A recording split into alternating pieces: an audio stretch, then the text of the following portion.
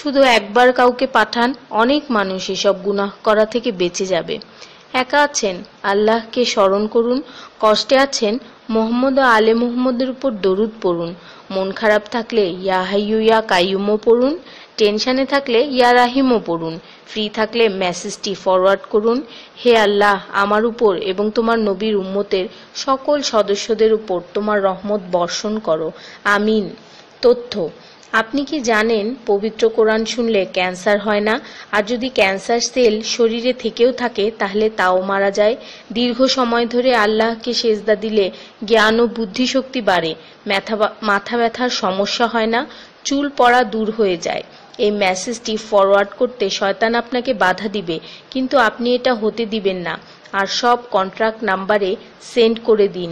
কোরআন ও নবীর সুন্নত ও তার সম্মানিত সাহাবী এবং আহলে বাইতের অনুসরণ করুন। ক্যান্সার একটি ভয়ঙ্কর রোগ।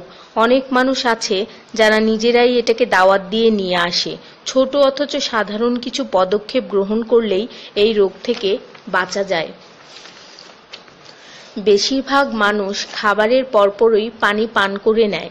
খাবারের পর পানি পান করলে রক্তে বিদ্যমান ক্যান্সারের জীবাণু থেকে তৈরি হওয়া ক্যান্সার সেলগুলোকে অক্সিজেন সরবরাহ করে। নবী পাক সাল্লাল্লাহু বলেছেন, খাবারের আগে পানি পান করা শেফা। খাবারের পরপরই পানি পান করা কলেরা রোগের কারণ। তাই সর্বোত্তম হলো খাবার শেষ করার কিছুক্ষণ পর পানি পান করা। তিনি আরো বলেছেন, 1 চিমটি লবণ খেয়ে খাবার শুরু করো আর 1 চিমটি লবণ দিয়ে খাবার শেষ করো। এ কথাগুলো তাদেরকেও জানিয়ে দিন যারা আপনার কাছে জীবনের চেয়েও প্রিয়। যদি কোনো ব্যক্তি ঘুমানোর সময় 21 বার বিসমিল্লাহির রহমানির রহিম পড়ে, আল্লাহ তখন ফেরেশতাদেরকে হুকুম দেন এই ব্যক্তির প্রতিটি নিঃশ্বাসের বদলে নেকি লেখা হোক।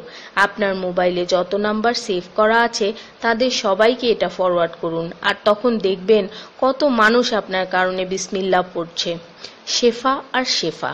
রোজ একটা করে আপেল, নো ডক্টর। রোজ 4টা বাদাম, নো ক্যান্সার।